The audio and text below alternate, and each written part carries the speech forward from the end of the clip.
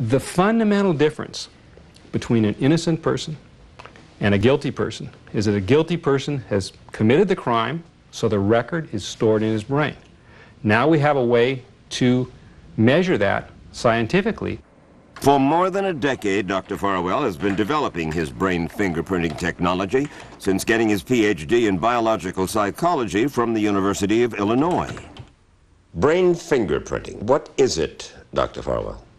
Brain fingerprinting is a scientific technique for determining whether certain information is stored in the brain or not by measuring brain waves, electrical brain activity.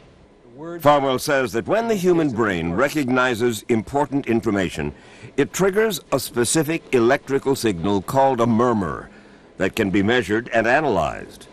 When you recognize something, there's certain information processing that takes place in the brain at the moment of recognition, and that's the information that we pick up.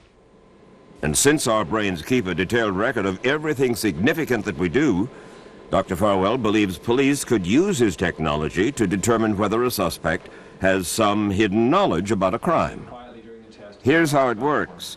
A suspect, like this man about whom you'll hear a good deal more later, sits in front of a computer wearing a headband equipped with special sensors.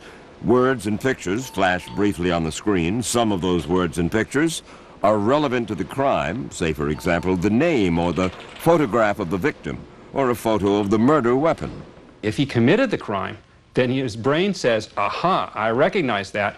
We get a brainwave response indicating recognition, we get a murmur, and that way we can tell that this is the person who committed the crime. What if a fellow was a witness to a crime and he saw all of these things happen, saw them happen, but he was not the criminal? Well, then we would not be able to apply this technology. It's the same as if, for example, someone might be present at a crime scene and leave his fingerprints there, but because he was there for some other purpose. To determine where Harrington actually was on the night of the murder 23 years ago, Farwell tested him on specific details about his alibi and about the crime. Kevin Hughes testified at the trial, and Harrington heard this, that he saw Harrington and another perpetrator running out from behind a building. Now, I asked Harrington, do you know what was behind that building? He said no. I said, so you don't know what's behind there? He said, no, I have no idea what's behind there. Behind that building was a field, which was overgrown with grass and weeds that were about waist high. After the shooting, police say that Harrington ran across that field to get to his car. At 3 o'clock in the morning, getting away from a crime scene, if you were being impeded by waist-high weeds and grass, it's something you would notice. So on Harrington's test, the phrase weeds and grass flashed repeatedly on the screen, as did phrases describing other details of the crime, which, if Harrington recognized them, says Dr. Farwell, would prove that he killed John Schweer. The brain never lies. If that information is stored in the brain, when that comes up in the screen, he'll recognize it, whether he's an honest person or not, whether he wants to or not. What were the actual results of the Harrington's brain fingerprinting test? The result was that we can determine with a 99.99% confidence that the information relevant to the crime was not stored in Harrington's brain, and with that same level of confidence that the information regarding his alibi was stored in his brain. Do you believe that Terry Harrington is innocent? My professional opinion is that Harrington did not commit that crime. To find out what other scientists think of Dr. Farwell's technology, we talked to Dr. William Iacono at the University of Minnesota.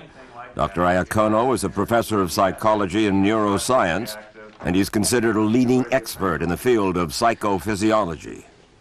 Of course, a lot of folks are skeptical that just flashing a word or a couple of words or pictures are going to determine a person's innocence or guilt. It's natural to be skeptical, but the fact is that the basic procedure that Dr. Farwell is using is supported by literally hundreds of studies that show that our brain produces a response like this. And he's done research in this area, I've done research in this area, that shows that people do in fact recognize this kind of information. So what you're saying is that brain fingerprinting actually works? There's a solid scientific basis for it, yes. But while Dr. Iacono says Farwell's tests on Harrington are compelling, he will not say they prove Harrington is innocent. That decision, he says, is up to a jury.